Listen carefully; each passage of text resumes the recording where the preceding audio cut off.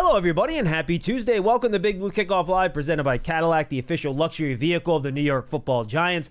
I am John Schmelk. It's like being back with my best friend that moved away for the summer. I haven't had a chance to see him in a while or talk to him, but I'm back with the big man in the middle, Sean O'Hara. What's up, big fella? Hey, Johnny. It feels good, man. It feels good to be back. Were we a summer fling, and now we're back to the full long-term relationship, or no? How are you comparing it? I feel like we were on a break, to quote Ross. I feel like we're like the two kids that went to school together in the fall and the spring, right, okay. But then you went to some fancy sleepaway camp, but I stayed home, so I was kind of stuck all alone, and I was missing Sean O'Hara. Yeah, that's how I kind of felt. I'm not a fancy sleepaway camp kind of guy. Maybe I went to some meathead camp, or I did landscaping. I never went to sleepaway camp. Now I know you were an offensive lineman. Were you even a bigger kid growing up in junior high school and high school and stuff like that, or no? No, it's funny because everybody asked me that, what I was like when I was my son's age. I have never asked you that. That's funny. No, I was never the biggest kid ever. I was always just kind of husky. Okay. Thick. Husky. I like that. I think that was the name of my pants, my jeans. They were called Husky. I think that was a brand. So I was always just kind of I always had thick legs. I was always just kind of thick. I was never a skinny kid. I was never the tallest kid. But I was a meathead way back when. I loved contact, hitting people, physical play. That was always things I gravitated towards. But I was never a giant. I was never a huge guy. It sounds like my 2-year-old who had to get 7 stitches last week after whacking his head on a chair. And then while he was bleeding out in the waiting room, he's sprinting back and forth trying to jump off of chairs while he's still bleeding out of his forehead. I'm like, you are the kid in college that is guys, let's ride the dinner trays down the hill. This is going to be awesome. Yeah. I was full of bad ideas, and now it's coming back on me and my son because I'm like, dude, what were you thinking? He's like, I don't know. And I'm like, I would talk to my mom, and she'd be like, literally, you would rip every pair of pants in the knees. She had to sew rubber patches into the knees because I was ripping through pants on a daily basis. And she's like, you would never come home from playing without some sort of blood coming from somewhere. You skinned your elbow, your knees were bloody. There were at no point did ever go outside and play. It was skateboarding, biking, whatever, and not come home needing stitches or band-aids. You were a skateboarder, huh? I was a skateboarder. Yeah, That's surprising. I had a Volterra. I wanted the Powell Peralta skateboard. I don't know anything about we couldn't afford that, so I think I got a Volcom or something, whatever Kmart was selling. My parents weren't willing. But I was big on skateboarding and BMX biking. The movie Rad was BMX biking, I could say. BMX biking, yeah. When I could first do an Indo, I thought it was a big deal. When I got pegs on the back of my bike, that was sick. Pegs. My 13th birthday, I got a Mongoose Decade Pro. It might be the best birthday present I've ever gotten in my life. I was so ecstatic when it was in my room. And I had front and back pegs. You want to talk next level. So how many of your friends did you get hurt riding on those pegs as you were riding the all BMX? Of them. All of them, yeah. It was a wipeout just waiting to happen. Yeah, here's a great idea. Let's have a guy on the front pegs and a guy on the back pegs. Let's flip. You can't stop.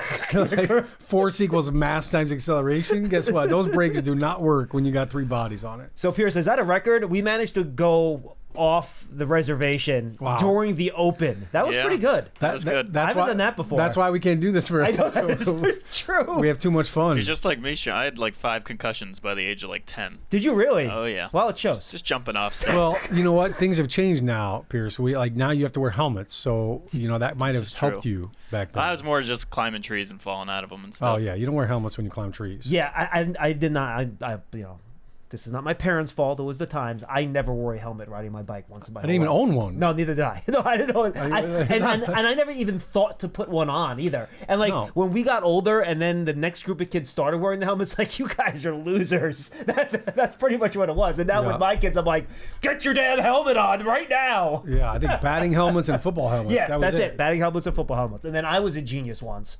So we're baseball practice during the week.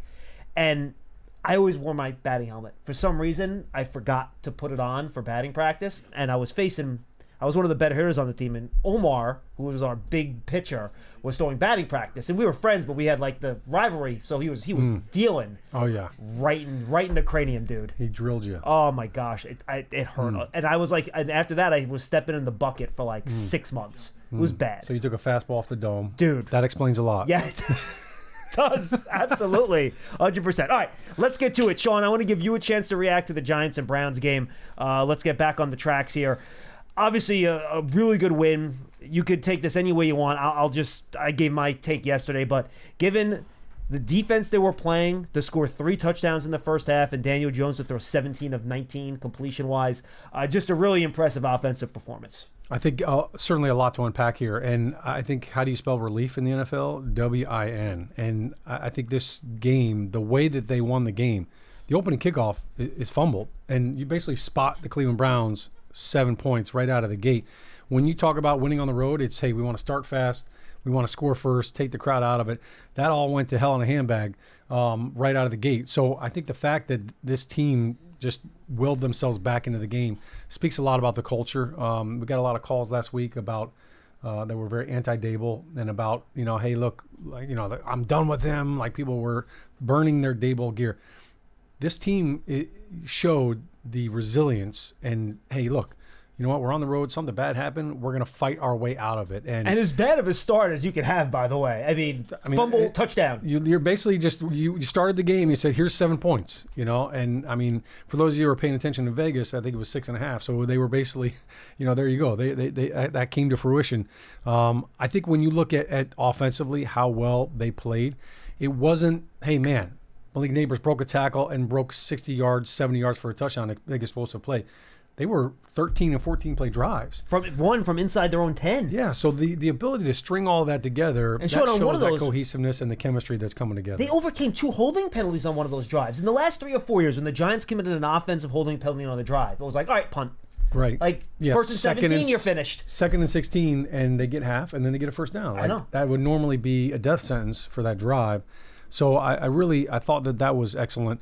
And this is a great defense. We were here talking last week. I was with Madeline, and we're talking about, wow, this defense was the number 1 defense in the league last year, number 1 pass defense, number 1 third down defense. And let's not even forget about Zadarius Smith and, Myles Garrett on the other side. So this was a big challenge.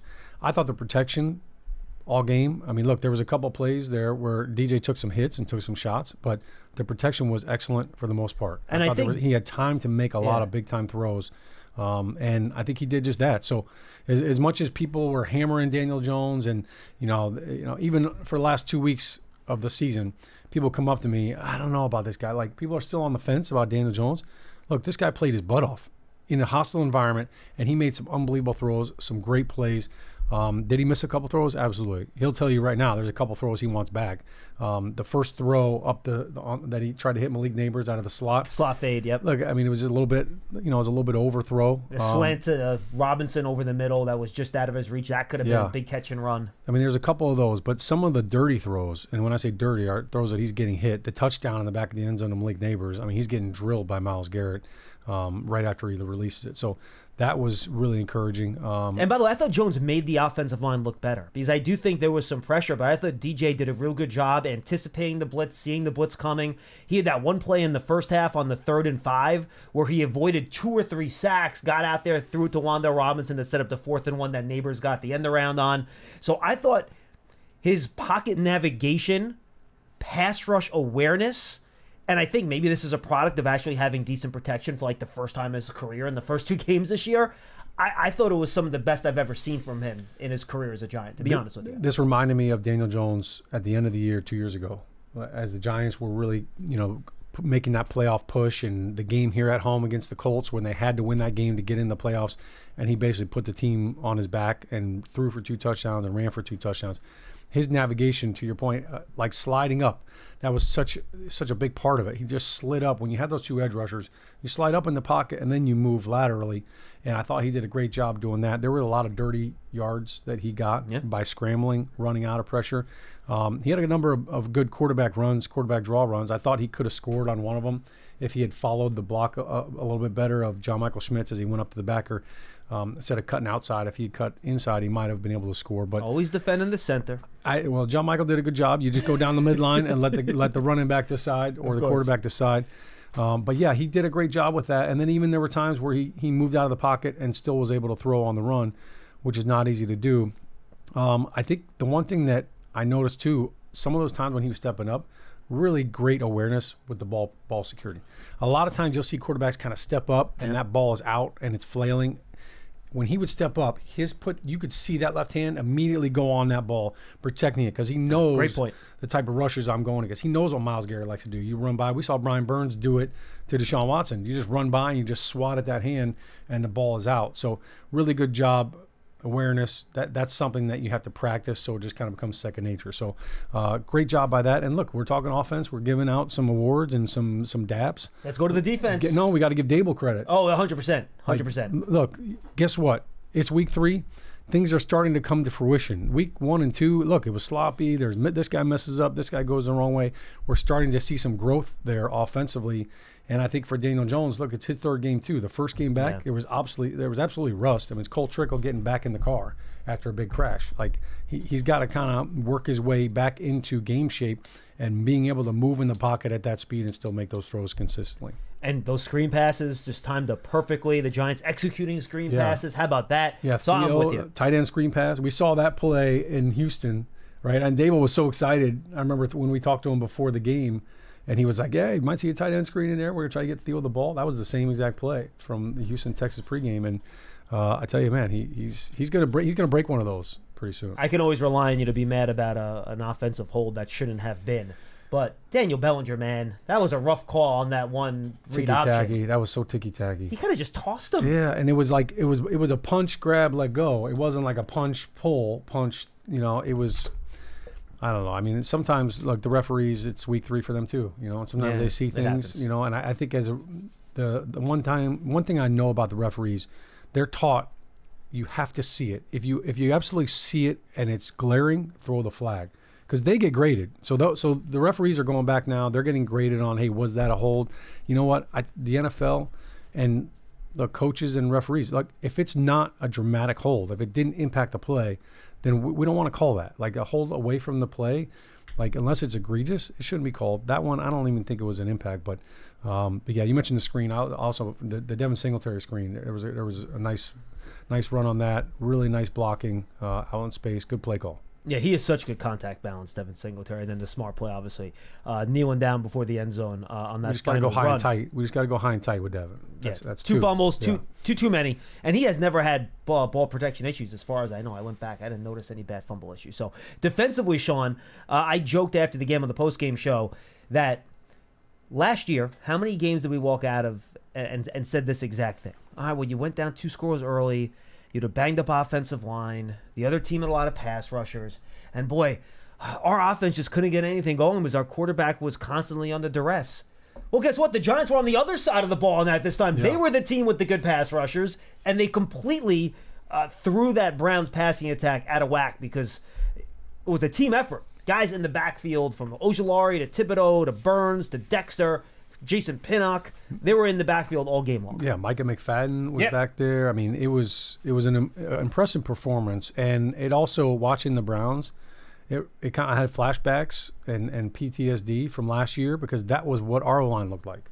Oh, it was exactly. And it Andrew looked like Thomas the Giants was game. out. Look, the Browns were without their starting 2 tackles in the first 2 games of the season. Jedrick Wills came back and played a little bit and then was out, but Jack Conklin was out again. So, and then Wyatt Teller got hurt in the game as well. So they're banged up front, and we took advantage of it, as we should. You don't ever apologize for that. But Brian Burns, I mean, he was so impressive what he did off the edge. Thibodeau was constantly in the backfield, and Dexter Lawrence. And Ojulari was swallowing people up. And Chatham. We got a Chapman. Chapman got a recovered fumble. He got his first sack on a little twist game. It was awesome to see that energy. The defense, no doubt, they were jazzed up. They were fired up. And to be honest with you, they should have had a couple more sacks. Like there was a couple times they got home and they got pressure on Deshaun. He was able to scramble out. So 2 weeks in a row, athletic quarterbacks. We saw that with Jaden Daniels. We saw it again with Deshaun Watson. It's certainly something to keep in mind. Obviously, Dak is not of that same caliber. I don't think anybody would put him in that same category. But it's something, look, when you get home, you get a chance to take the quarterback down, you got to come through. Yes, but I will say that Dak will be much more aware of that pressure and those blitzes to get the ball out rather than holding it like Deshaun Watson did in this game, and that makes this Thursday game, Sean, an entirely different type of challenge. Cowboys have a couple of rookies on the offensive line, but they still have a good group there. You're not going to get that level of pressure against them, and if you're going to blitz, and remember, great job Shane Bowen. He blitzed and played more man than he did in the first 2 weeks combined in Week 3. He had more cover one and blitz reps in Week 3 than he did the first 2 weeks put together.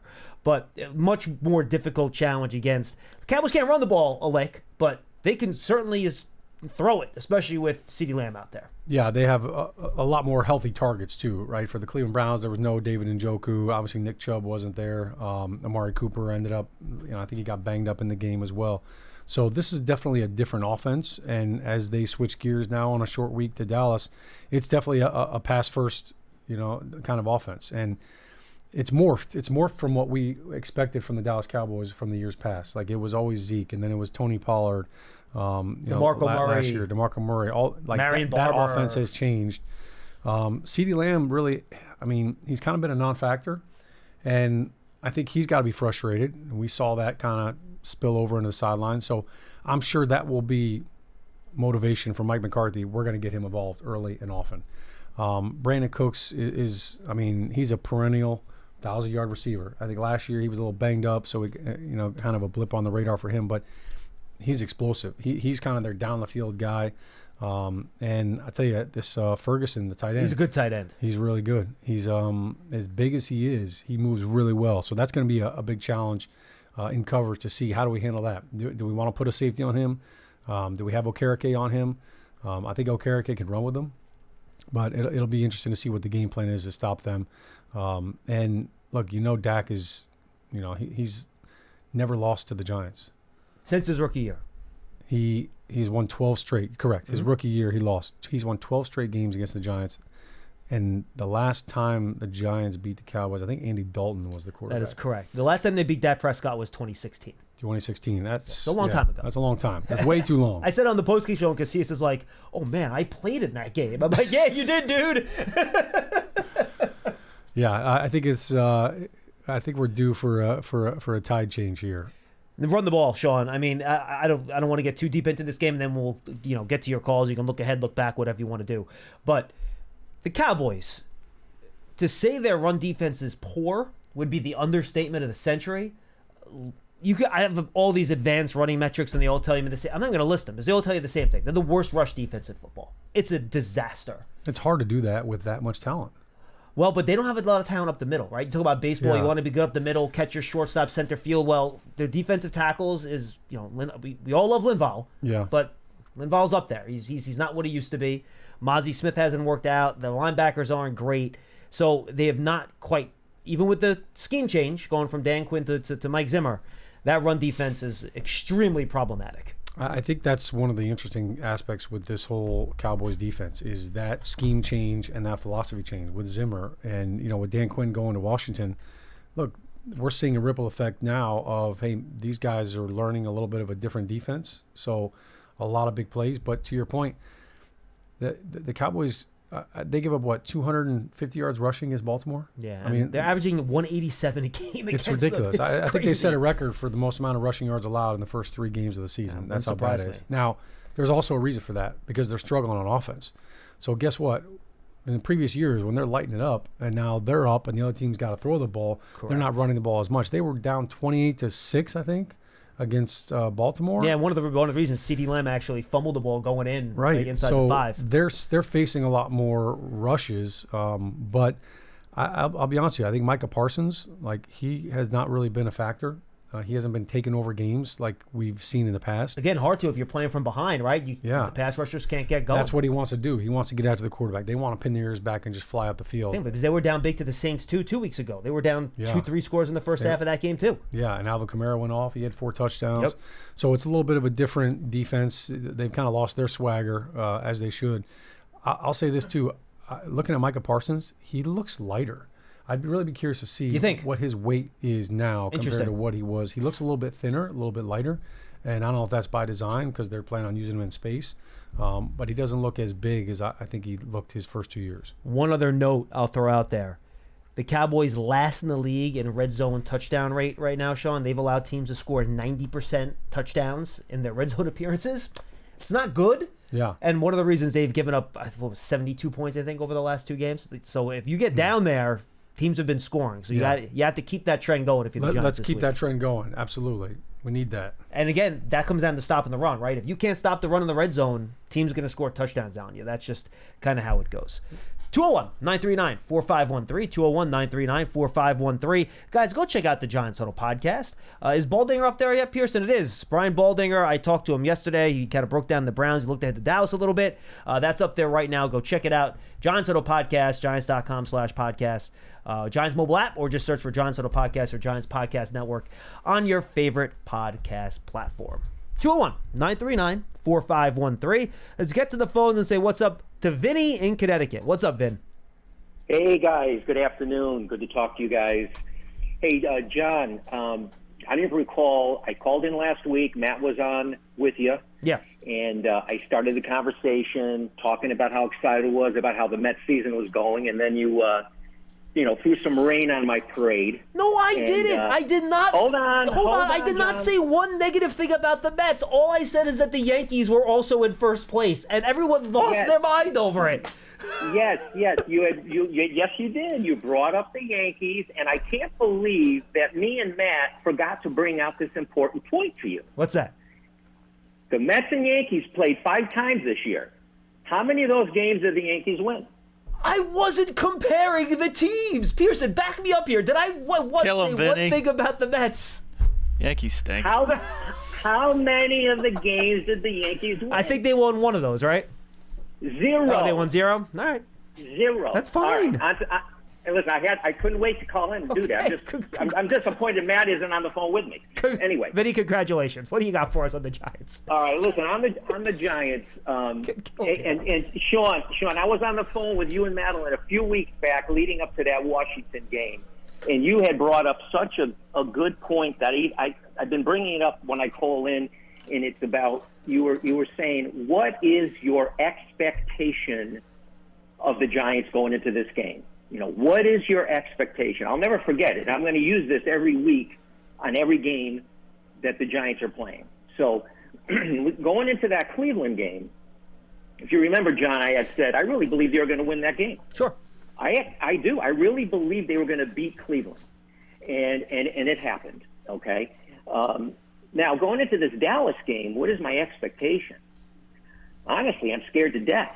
I don't know what to expect in this game. I really don't. I don't know which Giant team is going to show up. And maybe I'm scared because the history has been so darn awful. No, Vin, look, it is understandable to have Dallas Cowboy primetime PTSD given how this series has gone over the last 7 years. I totally get it. Absolutely. So I'm like, okay, so what's my expectation? I guess to Sean, my expectation is, I want us to build from last week. I want to see us continue to move the ball down the field. I want to see us score some points. I want us to see us play good defense. If it results in a win, that's great. If it doesn't, as long as we're in that darn game to the very end, I guess I'll have to take that. I'm not gonna tell you I feel like against Cleveland and I feel like we're going to win this game. I just don't. I'm not saying we're going to lose it, but I don't have that same feeling like we're going to go in and win. I don't know. I think the only, to win the game offensively, I really believe we just got to, Dable's got to do the same kind of thing. He's got to get creative with the plans. I think he's got to get the tight ends more involved, continue with the screens, and we got to see DJ take a few more extra shots downfield. He's got to start acting on these deep throws. I feel like it eventually is going to happen. I think last week was fine that he missed on a couple, but I really believe I believe his confidence is building, and I believe this week he can connect on 1 or 2 deep throws. And on defense, they got to double team CeeDee Lamb. No doubt about it. They got to double. Yeah, they have to double team this guy all day long, and they got to put pressure on Dak. When Dak has pressure, he is terrible. He is terrible under pressure. So Shane needs to put that same defensive schematic together that he did this past week. Yeah, be careful blitzing him, though. Veteran quarterback. He is a smart quarterback, Vin. If you can get pressure with 4 guys, great, but be pressure bringing too much heat against Dak. Because, you cannot blitz and double CeeDee Lamb at the same time. Right. You can't do both. Yeah, Pick one. If you're blitzing, you're putting everybody a one-on-one. You're in man-to-man coverage out there, which I don't love that. I think you do have to bring some blitzes because you want to keep them on your toes, but Sure. you've got to be careful how you do it. And a guy like Dak, you want to do zone pressures. Zone blitzes are we're gonna still just rush 5 guys, but it's gonna be a backer involved. Maybe you're dropping a defensive end in zone coverage and you're playing zone defensively from a cover standpoint. And Burns did that well last week, by the way. Yeah, Burns is, he's athletic as heck, so he can handle that in space. I'd actually rather drop Burns than Thibodeau because I think Burns is much better in the movement and coverage skills. If you start blitzing more than 5 guys, now all of a sudden you're bringing a blitz 0. You're putting a lot of pressure on your corners and your safeties to hold up in coverage. But I think if you can get Dak to hold on to that ball and kind of hang in that pocket is collapsing quick. Like you saw what Dexter Lawrence has done in the past, and this Cowboys offensive line is not the same stout offensive line that we've seen year after year after year. They got 2 rookies starting. They've got some young bucks, and I think if you can rush 4 and if you can kind of make Dak hold on to that ball, because hey, look, nobody's open right away. Now that gives you all kinds of leverage and ability to play different coverages, to double CeeDee Lamb. They know it. Look, everybody's trying to double CeeDee Lamb. Like we're not reinventing the wheel here. That's true. So everybody's doing it. They're going to have to find ways, just like we're finding ways to try to get Malik Neighbors one-on-one. Like you were saying, we need more deep shots. Guess what? You can have a deep play called in the huddle. Hey, we're going to take a deep shot. You come out and they're playing quarters coverage.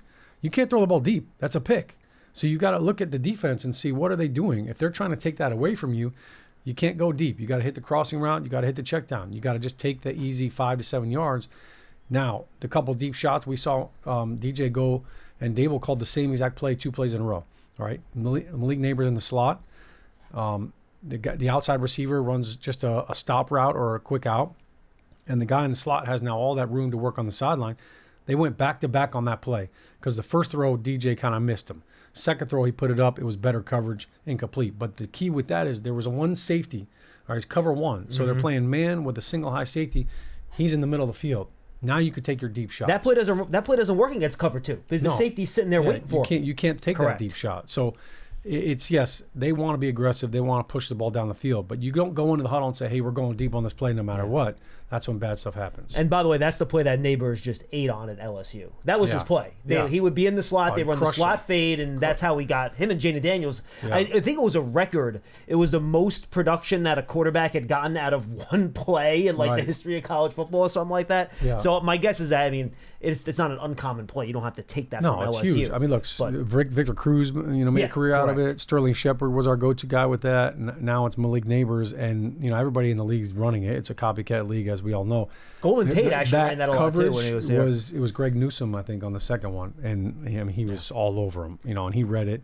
So it's not just coverage; it's the matchup, right? So who are my guys going against if you can kind of see that? Yeah, I think Diggs will probably be on Neighbors a lot in this game. Now, Diggs isn't the best tackler now, so I think you could get some Neighbors run after catch stuff because Diggs does not generally like to tackle. And he's a gambler, he 2 years ago, he led the league in interceptions, right? Mm-hmm. And then all of a sudden, things kind of fizzled out. He's not a big travel guy, too, from what I remember. I don't know if he's... I don't know. I don't think he traveled a lot, and that might have been more of a Dan Quinn thing. Yeah, maybe with Zimmer. Yeah, I'm not sure how Zimmer's doing it. Yeah. Because otherwise, they have a rookie at the second outside starting cornerback spot. Yeah, Diggs was mostly on the left side, and he just kind of stayed over there. Correct. That was by design, so we'll see what kind of game plan they have for that.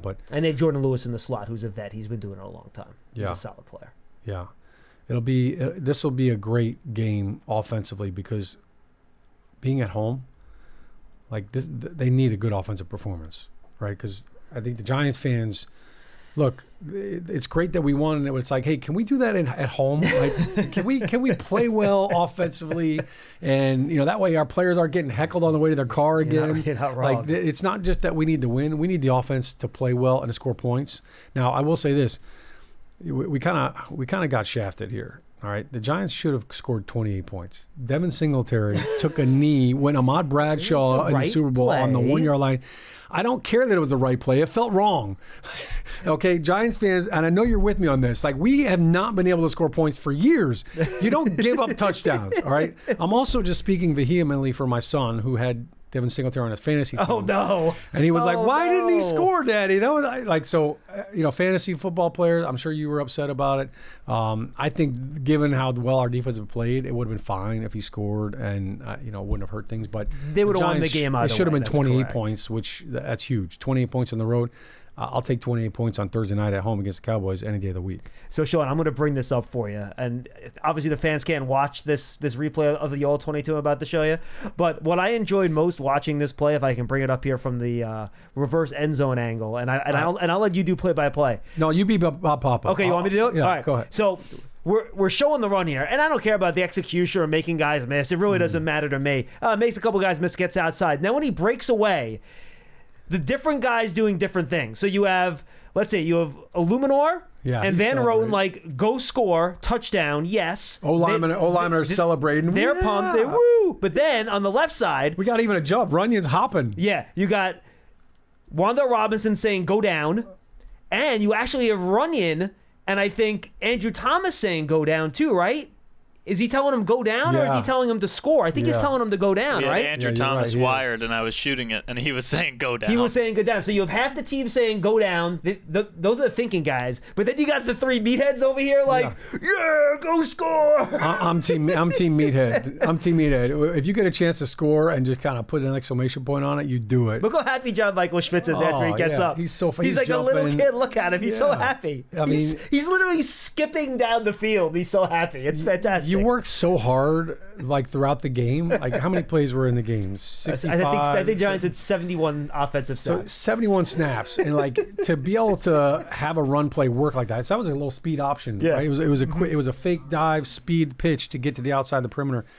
And there are times when you block that play perfect, and just a receiver misses a guy, or the running back hits the wrong hole, and it's like, it's a 4-yard gain. Man, that could have gone to the house. Yeah. So when you're watching film, you're like, gotcha. man, it could have gone to the house. When you spring one like that, and you see him just running down the sideline, that's the best feeling in the world. And for him to take a knee on the one just felt very anticlimactic. Hey, there's no better way to end the game than to do it in victory formation, right? Okay, I agree with that, but here's the problem.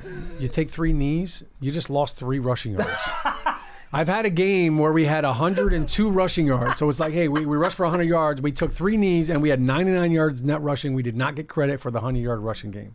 Did you say that to Tom Coughlin after the game? Hell yeah. And what'd he say? He said, Coach, we better get a damn game ball. We rushed for 100 yards. What did he say? You can't go net yards. I want gross I don't yards. want net He's like, yards. yeah, we should have had more anyways. You know, like it should have had 150. It shouldn't have mattered. You know, I mean, it was something like that. I think I was grilling Kevin Gilbride too. I'm like, hey, instead of taking a victory, can we just run a quarterback sneak? Like, can we? You want to risk Eli getting hurt? I don't need to get out. So bring 100. bring in Lorenzen. Bring in DeVito. Bring in. Yeah, we used to call him J-Load. Rest he in was peace. He was such a big guy. I love J-Lo. Yep. He was awesome. But yeah, you don't have to gain a yard, but we don't need to lose yards. So Vinny talked about expectations very quickly.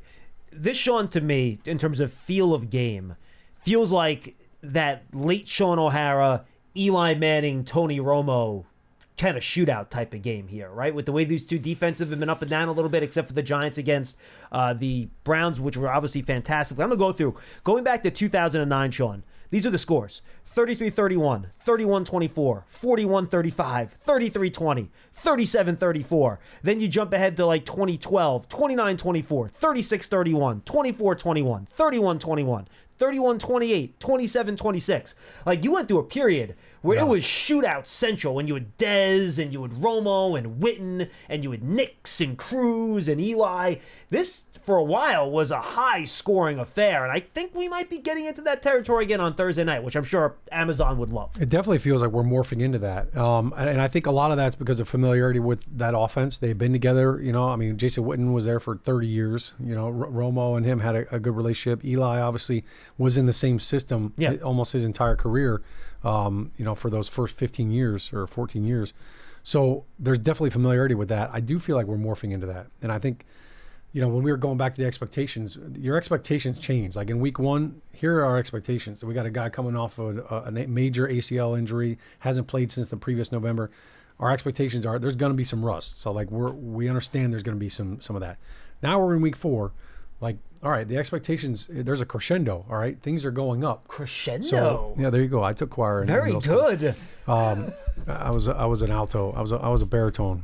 So you got off the skateboard and into the choir pew. I did both. Okay, I want to be well-rounded. I was round, but I want to be well-rounded. So I think you look at these offenses, they should be starting to hit their stride. We should see a lot of points. This game very well feels like one of those games where it's going to come down to who's got the ball last. Now, I will say that from a clock management standpoint, Mike McCarthy has not been great at that. That is kind of one of his like calling cards. Is like people are like, oh my gosh, he's awful with the clock management. And he always awful at the end of games. And he always uses 2 timeouts early in the half. Yeah, burns the timeouts, or and we've seen Dak implode too at the end of the game scenario. Now they happen to be in the playoffs usually, but end of the game stuff, like anything can happen. I will say this though, like this rookie kicker for the Cowboys, Aubrey, is thunderfoot. Like, my goodness. Dude, he kicked a 65-yarder, and in preseason, it would have been good from 70. Yeah, I mean, outdoors, he's going to be good from 65. He might kick a 70-yarder in Dallas this year. That's how good he is. Yeah. It's crazy. So, I mean, to go in Nostradamus here, like this game, I mean, if it's coming down to a field goal, like, that is an edge, obviously, for the Cowboys. All they have to do is get the ball to like the 45. I'm pretty sure Gano's out, on a short week. He's not coming back. Oh, well, yeah, I mean, he's on IR, so he's out 3 more games. Yeah, so, I mean, the kicking game could very well be a big factor in this. Is someone cooking some bacon? Is that what I'm smelling? Is that bacon? It smells great, whatever it is. It's pretty good, right? Yeah, I think it is bacon. Smells like bacon. They might be cheeseburgers. They had beans and bacon. Oh, so calf. And they also had beans on the salad. They had bacon on the salad station today, which was nice. You don't get that on the salad station. Somebody's hungry. Let's another Vinny. This one's in Florida. He's up next. Hey, Vin. Hey guys, Schmelk O'Hara. What's up? Great to meet you. You guys totally threw me off when I heard Vinny in Connecticut. I was like, no, I'm from Florida, and I started talking until I found out there's another Vinny. Is that Vinny? I hate to tell you. I was shocked when 2 Vinnies called. There are a lot of Vinnies out there, man. There are a lot of Vinnies. Are you an IE or a Y? That's a good question. Y. You're a Y. All right. So you're Vinny with a Y. I think the other guy was Vinny with an IE. Okay. Well, I wanted to say first of all, before I go into what I called for, Sean O'Hara, you absolutely look phenomenal. When I see you on the NFL Network, I see a lot of linemen that are old and obese because they put on weight the wrong way. Sean O'Hara, not but obese. You look good, man. Thank you, Vinny. You look good. Vinny, I appreciate it. You feel like I feel like my cousin Vinny right now. Like we're like, thank you for the compliment. I appreciate it. I realized early on, Vinny, that when I started doing camera work after I got done playing, cameras do add like 25 pounds. So there were times where I felt like I had 3 of them on me at times. So you definitely. I was on the slim slow diet, but I appreciate it, man. Well, knock on wood, it's going to help you live a longer life too. But my wife doesn't hope that's the case. But no, I'm kidding. Yeah, no, that's a big part of it. Marriage is an eye opener. Yeah. Hey, I wanted to talk about, first of all, we scored 31 points in the game because we missed the field goal in addition to sliding on the final 2 minutes of the game. So we actually threw away 30 points. If we get into a field goal problem, we're going to get crushed in this game. But the information suggests that the home team wins the majority of Thursday night games, and I'm hoping that is kind of the formula here. Maybe Dallas is a little sorer because they're traveling by plane and they played 3 hours later than us. But I think it's going to be an offensive game, and think it's the defense isn't going to play much, but we may see a turnover make the difference in this game. The other thing I wanted to say is John Michael Schmitz reminds me of you from yesteryear because he's undersized, smart, and an overachiever. And I'm hoping that he can deliver the same results that you delivered when you were on the field with the offensive line, because that offensive line back then was, the team played 16 games. The offensive line was in such continuity that I think it helped it, and that's going to be our secret ingredient to scoring points. Lastly, I want to see some other guys get in. It looks like last week Robinson got into the game plan as well as Malik Neighbors, so hopefully we'll get some tight ends, we'll get Jalen Hyatt, and we'll mix it up a little more because we're going to have to. Because I saw Dallas, while they were down by 28-6, they threw to a lot of different folks. And, if we're going to get a pass rush or mitigate the pass rush, we're going to need to be in a place to be able to go to receivers other than Malik Neighbors, although he's been great. So thanks. I could take everything off the air at this point, but you guys are awesome. Appreciate it, Vin. Thanks for the call. Thanks, Vinny. Appreciate you calling in. Full of compliments. Vinny, we can have Vinny on anytime. Vinny from Florida. The check is in the mail. Listen, with regards to JMS, John Michael Schmitz, I think he's doing great. And, look, last year was his rookie year. There was a lot of baptism by fire moments. I think he definitely looks like he is coming into his own. Like, you're starting to see the technique coming together. You're starting to see some of the power that the Giants saw when he was coming out of Minnesota. He's a thick dude. I tell you, I appreciate the compliment with, comparing us. I think he added some weight in the offseason, right? Yeah, he looks stronger. He's thicker than I ever was. I wish I had some of that thickness. I was kind of an undersized center, so I had to really just kind of be quick and use my technique. But he is powerful. Like, when he gets on guys, he can move them. I think he's starting to get better too with his kind of lateral change of direction and passing off twists and kind of anticipating things. That's a big part of the game. When you can understand and you see where the linebackers and safeties are in the defensive scheme, you can anticipate slants and stunts. Hey, I'm getting pressure over here. I know this guy's going to move. So those are things that I think he's starting to pick up on. But I think this whole offensive line, look, John and I were talking about it right before we came on. Last year, coming into week 4, it was a completely different offensive line every single week. We lose Andrew Thomas on the very first drive against Dallas at home. We all remember that game. And then everything just unraveled from there. So for the first 3 games of the season, we've had every single offensive lineman play every single snap. That continuity and that chemistry is huge. And I think Jermaine Illuminor has been huge. He has been so consistent and solid. I think John Runyon has been great. And we're seeing how that consistency it's contagious, and now John Michael Schmitz, say, look, he's got familiarity with Runyon and with Van Roten. Andrew Thomas, he's been with the same left guard, every game this season. So that's helping all of that. We're not having the misses, the mistakes that we had anytime you interject a new offensive lineman. So that's a big part of that aspect. Look, I think they just got to keep the ball rolling.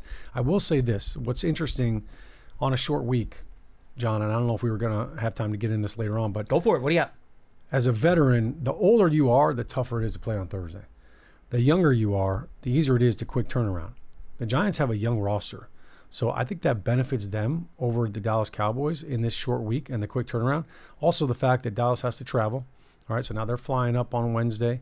I also think, and I don't have a stat to back this up, but I would really be curious to see what teams' records are the week after they play the Baltimore Ravens. Because tackling Derrick Henry is a monster, like that is a huge impact. Not just in that game, but the following week, and it's a short week. Like the fact that Baltimore ran the ball for as many times as they did and as many rushing yards, and Derrick Henry, he had at least 3 angry runs in that game. Like where he could have won the scepter. He did win the scepter today. He won the scepter with the stiff arm, yep. right? Mm-hmm.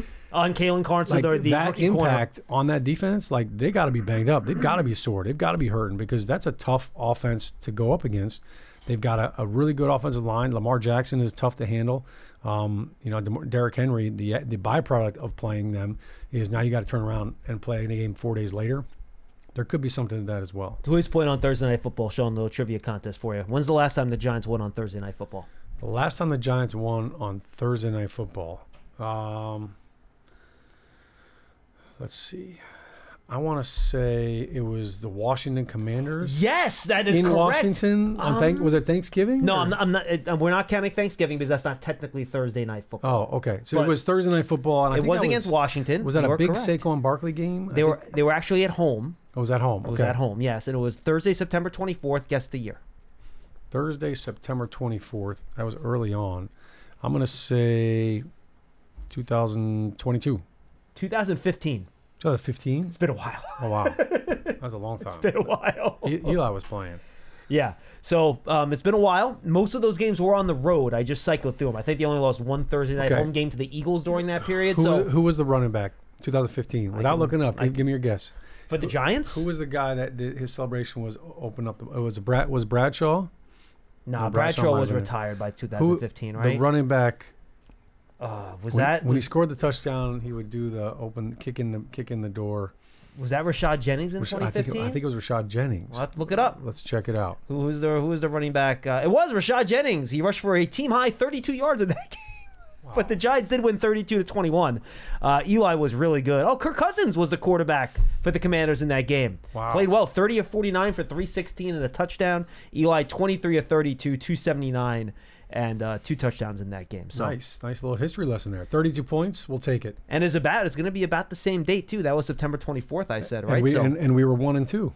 And we were 1-2. That is correct. So there you go. Andre Williams, BC man, 14 carries, 29 yards in that game. Oh my goodness. Odell Beckham Jr., not the leading receiver at 7 catches for 79 yards. Ruben Randall, 7 for 116 and a touchdown. Wow, another LSU receiver right there. Right? How about that? Yeah, that's great trivia right there. I don't think you could have given me 10 guesses, and I don't think I would have pulled. Oh man, Randall Daniel out. Fells at tight end. I forgot that he was even on the Giants. Wow, how about that? Anyway, 201-939-4513. Chris is in Carmel, New Jersey. Chris, what's up? Carmel, New York, guys. Oh, Carmel, New York. Sorry, thanks. my bad. That's fine. First time caller, really. Thanks for taking the call. It's nice to find a place where we can talk, and people want this to get better rather than just give hot takes. And I know you got a share of that too. But We try, Chris. Thank you. Yeah. Season ticket holder here, and I'll tell you, walking out of the first game against Minnesota was one of the most miserable experiences I ever had. But I'm coming up here with the win on Sunday. We feel a lot better.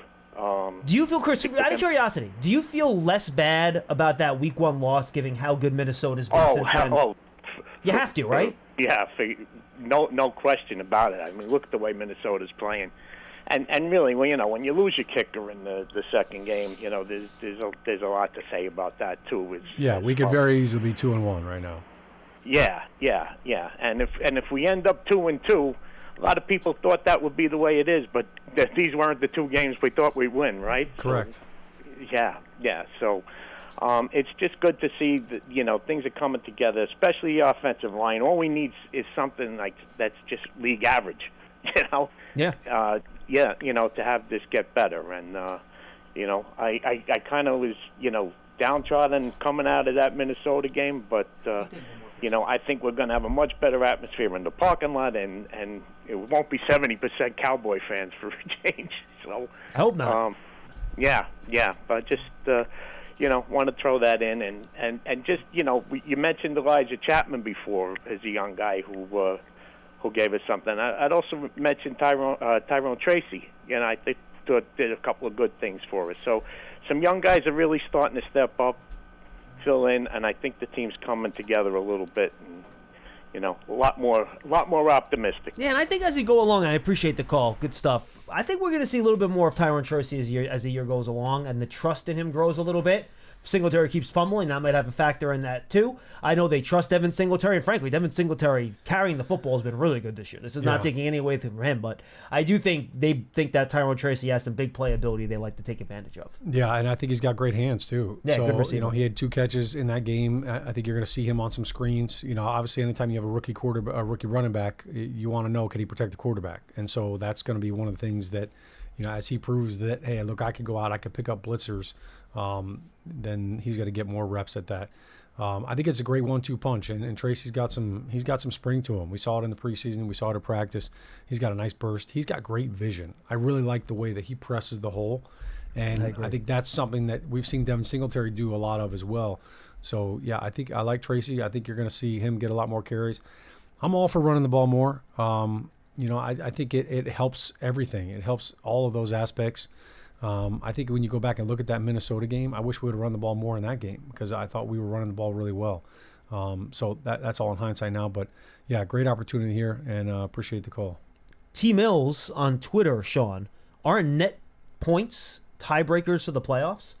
I think it is like way down, like the 5th or 6th tiebreaker might be Yeah. overall plus minus, but Yeah, you know, like I if you don't go to think like a they're- match of the cards, like maybe Yeah, down correct. there. Yeah, I mean, I think that would have to be that would really be down in the nitty gritty. Yeah, you have to have like tied conference division head to head, like all that would have to be ties before you get Yeah. down to net points. Yeah, well, he's going deep. He is. I just figured I'd point that out in terms Oh, of. all right, I like it. I like Well, I that he's brought him looking- up. He was trying to back up your score the touchdown I points. like was that he's trying to already give you some thinking help. playoffs. Let's go. Let's go to Eric in New York. He wants to talk about the offensive line. Eric, what's up?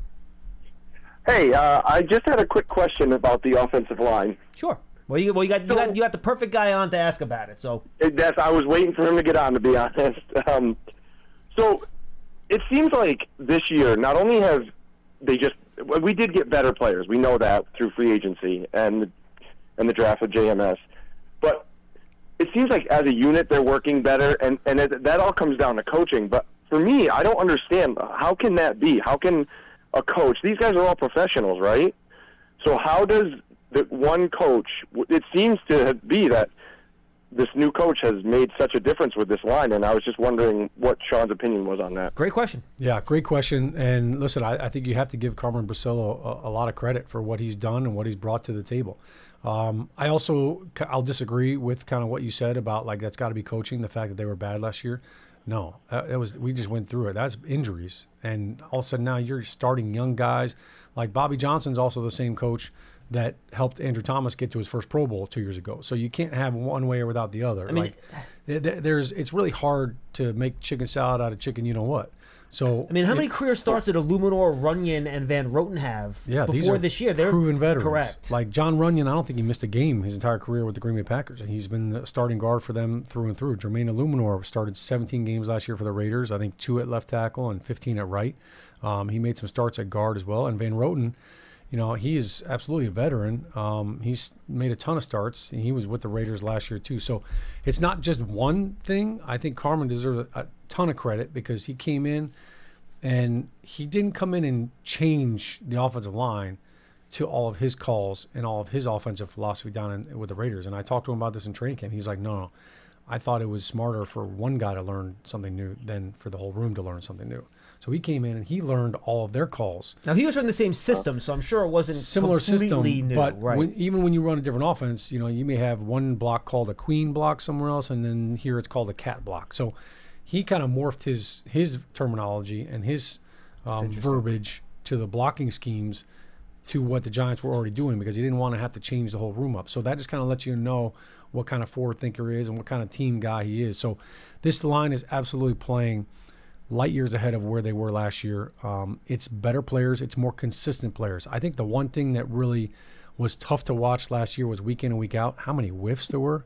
Like they were flat out just misses. No hitters. Like run plays, pass plays. There's an unblocked guy bearing down on Saquon last year as he's getting the handoff, and he hasn't even touched the line of scrimmage, and he's already dodging guys.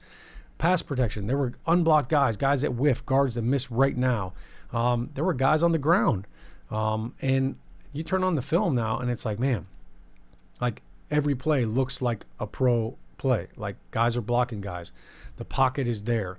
I think every week this season, they've just gotten better in the pass protection. Now, look, there were 7 pressures I think Myles Garrett had, this past week. And I've never seen a guy give Andrew Thomas trouble like that. No, Man. he's an elite He's so player. good. He's on a whole nother level. Defensive player of the year last year. So, that's like going up against Jordan and saying, look, I held him to 20. Right. He didn't wreck the game, which is, that's always what you go into trying to make sure that doesn't happen. But I, without a doubt, I feel like this offensive line, their technique looks great. Their combo blocks look good. They look light years ahead of where they were last year, and I think credit goes all around. It goes to Joe Shane for bringing in consistent, dependable veteran players that have experience. It goes to Carmen Brasillo for implementing that mentality. I was talking technique, but it's also a culture and a mentality that he's kind of brought, and so you see all of that coming to fruition. And so much better versus games, right? Over the last 8 years, Sean. And I appreciate the call. Really good question.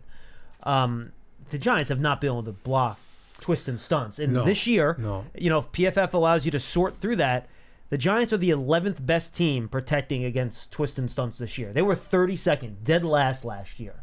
Yeah. And they're going to see some of that from Dallas this week with with Mike Zimmer coming. No in. doubt, So- because Dallas, to be honest with you, those were the worst games, Oh, offensive line wise. absolutely. Because they had Micah Parsons on a twist every play, and I still don't think anybody blocked them. So this will be a big challenge. All right, our final call of the show is Scott in New Mexico. Scotty Doo. Hi, guys. First of all, Sean, I agree with you. In fact, I was on the show with John and Matt, and I had said that by the end of the year, this offensive line will be in the top 12 in the NFL, amongst the top 12 offensive lines, just on what I'm looking at visually. But I really wanted to talk about defenses today, if I can. I thought it was an utter domination performance by the defense in regards to how they eliminated Cleveland in certain aspects of what they normally do. As you move forward in the season, each team is different. And what I'm basically asking is, how much do you change? Because I noticed when all the information was given that Shane Bowen was going to rely on 4 to obviously create pressure, and he didn't do that in this game. There were obviously blitzes and more blitzes than I had seen the first 2 games. But now you're running into another opponent. I've watched Dallas, and I've mentioned this to John. I don't think they're as good as everybody says they are. And so as you look at controlling or using defenses, how much do you have to change from the formula that you saw in Cleveland? Is there certain different tweaks you're going to have to make per team, or the basic philosophy of what went on in the Cleveland game is something you can maintain and keep that as your prototype for how you can beat most of the teams in the NFL? And I've also said, and I've mentioned this to John before, if you can stop the run, you make the teams one-dimensional. So, and the Giants did that. So what I'm asking, basically, the techniques and what we saw in regards to the defense, can they maintain that, or do they have to tweak it in some way, or can they keep the basic premises of what they did at Cleveland for the rest of the year? And I'll be glad to take your questions off the air, guys. Thanks. Thanks, Scott. All right. Thanks, Scott, for the call. Appreciate it. With regard to your question, the techniques, they're not changing their techniques, that's for sure. Do you do some different things? Yes, there will be some different wrinkles. And week to week, you have to have different wrinkles for 2 reasons. Number one, every offense is different. So one week, you may have an offense that keeps their back end to pass block every single play. And so now you want to capitalize on that. Who are we going to send as a blitzer? Well, we want to send a linebacker on a running back. If it's a team that keeps their tight end in a block a lot, you know what? Maybe you want to send a speedy guy, maybe a faster guy. So that kind of changes how you want to blitz guys. I think there's also, you go into a game saying, hey, here are the blitzes that we think we're going to try to run, and none of them get home. So now you got to say, you know what, let's try a different blitz. And now all of a sudden, boom, that blitz is getting home for whatever reason. And so you just say, we're going to keep running that until they put the fire out. So I think that you have to kind of go into it like being flexible. Here's what we like. But also in week 4, it's different now. Look, in week 2, nobody knew what Shane Bowen was going to do because he only had 1 game. You know, week 1 against Minnesota, he didn't show anything in preseason because he wanted some of these blitzes to be new. Now you've put 3 games on films, and now people are looking at your tendencies. Here's what they're doing on 3rd and 5. Here's what they're doing on 3rd and 7. Here's what they're doing on 3rd and 2. So as a center, back when I was scouting defenses, we would categorize what's their first and second down defense. What is their base defense? What other blitzes in their pressure packages in that base defense? Are they blitzing safeties? Are they blitzing corners? Is it linebackers? If it's a linebacker, is it one linebacker? Is it Sam Dog going free where just the Sam backer's coming? Or is it Sam Mike? Is it 2 adjacent blitzers? So you categorize all of that. And I think as a defense coordinator, you have kind of your base defenses and your blitzes that you know your guys understand. So you can't just say, hey, I just want to run this blitz and just send all these guys out. No, you have to know and trust that your defense, if I'm going to send a blitz, that they're going to know if they motion across the field, that blitz is off. Like, are they aware of that? Because sometimes you can call a blitz in the huddle and they come out in a formation and boom, you see them checking, hey, check, check, check, check. So that blitz is off based on what the personnel is and what the formation is. So there's a lot of BBF, we call it blitz by formations. So that is something that you kind of go into week to week and you change. Look, last week our blitz by formation was this. This week it's going to be this. So you do change a lot of that different stuff, and you do it based on scheme. You do it based on personnel. We talked about CeeDee Lamb. What are you going to do with him? So those blitzes week to week always change, but the techniques don't. And I think a lot's been kind of talked about how Shane Bowen said, I want to get pressure with 4. He wants to get pressure, period. And he wants his front four to be aggressive and to get after the quarterback. We're seeing that now. He talked about, I want a violent defense. Like we saw that violence against Cleveland. That's the kind of defensive front you want to have. You are going to have to bring pressure in other ways and sprinkle in other guys. That's just the nature of the game. And I think what you do as a good defensive coordinator is you go into it saying, okay, what formations are they running? And what formations can I attack? And is this quarterback susceptible? Some quarterbacks see safety blitzes really well. Some quarterbacks don't see the corner blitzes very well. So now you may have, you go back into history, what is this guy's history? What's Dak Prescott's history versus corner blitzes, which we call a cowboy blitz, ironically. If he does not see the corner blitzes very well, then guess what? You're going to fire it a couple times early on in the game and see if he can put that fire out. I think those are all big aspects in it. On a short week, I think less is more. On a short week, when you're not actually practicing, you're not going to put in a whole bunch of new blitzes and things that you could not practice full speed. It's going to be the stuff that we've been doing well, and I've always called it overcoaching. If you take things that you did well the week before out of the game plan because you think they're going to have an answer for it, you're overcoaching. Make them put out the fire. Like, hey, we did this blitz really well last week. Let's see if they can handle it too. And if they can't handle it, then you keep running it. All right, 3 things real quick before we say goodbye. Okay. One, to me, this is a big show-me game for the Giants defense. Coming out of week 1, when Dallas played Cleveland, everyone's like, my gosh, Mike Zimmer, he's transformed the defense. They're fantastic. They're unbelievable. Then they get absolutely annihilated for 2 straight weeks. So is this the Giants defense turning a corner, or is it just the fact that the Browns offense is frankly not very good? So I think it's a big show-me game for the Giants defense. Do you agree with that? I agree with it, and also because you look at the fact that they sacked Deshaun Watson 8 times. Coming into that game, Deshaun Watson was the most pressured quarterback in the league. Correct. So it wasn't like, hey, man, like all of a sudden we just dominated a really good offense, and this was a team that was struggling to protect the quarterback. So now, yes, they get 8 sacks on Dak Prescott, we're going to win the game. Like that's hands down. You could take that to the bank. Can they reproduce that pressure and that production? All right, a couple pieces of news from Brian Dable's press conference, which happened during the show. Joseph will kick again against the Cowboys on Thursday. Adoree Jackson and Drew Phillips would not have practiced today if there was a real workout. They both have calf injuries, so calf, short week, probably not here, folks. So yeah, don't like that. Art Green, who, I got to be honest with you folks, and I'm not ashamed to say this, when they elevated him from the practice squad, I had no idea who Art Green was. Like, if you would have said Art Green is on the Giants practice squad, I would have said, okay, sure. Like, he sounds like a made-up name for, like, Madden creative player or something like that. So yeah, it sounds like you combined 2 former Washington Redskins players, Art Monk and Darryl Green. Yeah. That's a good one. Well, maybe he's fast. Pretty good. And He's got great hands. And we also say congratulations to Osi Umenyiora, NFL's first ever International Ring of Honor ceremony. He's going to be one of, I think, the 2 players that are going in. That's now, awesome. Here's my question for you. Chief Osi! I don't care about putting it in the stadium. I don't want to put it there. London. Where should they put the NFL Ring of Honor? Name your landmark. Should it be like Big Ben, Parliament? You got, London Bridge. Should it be Buckingham Palace? Where should they put the Ring of Honor? Great question. Buckingham Palace would definitely get the most eyeballs. Okay. Because everybody goes there. They want to see the changing of the guard.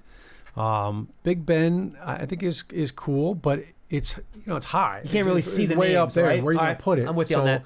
You don't want to look at it through binoculars. I think the London Towers, the Tower Bridge, the Tower Bridge. Yep, that could be a cool spot. But you know what? You know where it belongs? It belongs next to the Crown Jewels. But no one gets to see it by the Crown Jewels, right? You get to see it. You just got to go at a certain time, and you have a very short window. But why not put it next to the jewels? That's where everybody wants to go see the bling, so you can put it on display outside of the Crown Jewels somewhere. Maybe make it that a part of it, and then also they have guards out there too. So you have, that's always pretty cool to see those guards. I was thinking Tower Bridges where they used to put like the really like bad prisoners. So you would try to protect them, right? And you want to play defense there. So I think maybe put the defensive guys by Tower Bridge. So you split them up. Then you have the guards at Buckingham Palace because you have, the offensive line protecting, you want to protect the Queen. So maybe you put the offensive players at Buckingham. Pearson, you got something? Yeah, I'm just going to go London Eye. The Ferris wheel, and then you can just see them spinning around all day. You could put them on the cars of the London Eye. That is not a bad idea, Pearson. Yeah, that's pretty good. That's very good. I like that. Trafalgar Square. I know that's always a very interesting scene. Yeah, so that's like the Times Square of London type of thing. Yeah, putting them on the actual London Bridge, like across, so when you're looking down the River Thames, like you can kind of see the names on the bridge. That could work too. Yeah, the London Bridge is cool. They also have that football-shaped building in London, which is kind of weird looking. Maybe you could put it on the football-shaped office building. Is that over by the Sky? I think that right, Pearson. What was that called? The Sphere? No. I don't know where the football-shaped building is, but there is a football-shaped building in London. Yeah, I think it was over by the Sky. London was a great city. That was awesome, and Giants are undefeated in London too. But it's Stonehenge. How about that? Oh, Stonehenge! I don't want to deface Stonehenge. It's kind of a longer drive too. It is It is cool though. If you guys have never, anybody out there have never been to Stonehenge, you're kind of driving out there and you're going like over a hill and it just kind of like reveals itself as you drive up this hill in the English countryside. It's very cool. That's pretty cool. Yeah, sounds great. Well, congratulations to Chief OC. Yes, that's awesome. And now he could be like Crown Prince OC if he's going up in London. Yeah, well, he's royalty. Like I know he is. Yeah, he's so add that to it. He's now like he's a chief. He's a knight. Like, right? Is he get like knighted now too? Does he get that kind of treatment? Well, do you think everyone that goes in the Ring of Honor should also get knighted? I think that should be a part of it. I'm not sure the Brits would be down for that, to be honest with you. I think there might be some objections out there. I think we can make it happen. I think we just got to put a little pressure on him. Like, it's a high honor. Who else went in with him? You said there was two. You know what? They actually showed the picture on NFL Network, and I saw OC up there, and I did not recognize the other individual. Let me see if I can see who the other guy is. Jared Allen. Jared Allen is apparently born in London. Who knew?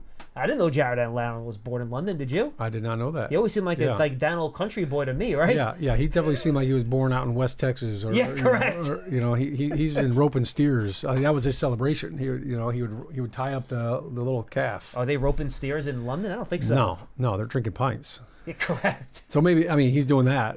He's also not scared to smoke a Marlboro Red. He's a different breed. Pearson's got a lot of work to do. We got to let him go. All right. Guys, thanks for joining us on Big Blue Kickoff Live, presented by Cadillac, the official luxury vehicle of the Giants. Oh, this was fun, man. This is great. I miss you, buddy. Yeah. I'm not going to sleepaway camp next year, I promise. Okay, I appreciate that. We're not going to go 6 months without hanging. We'll talk to you tomorrow at 12:30. Madeline Datino tomorrow, I believe. Check that out, Big Blue Kickoff Live. Get excited, Pearson. We'll see you then. Adios.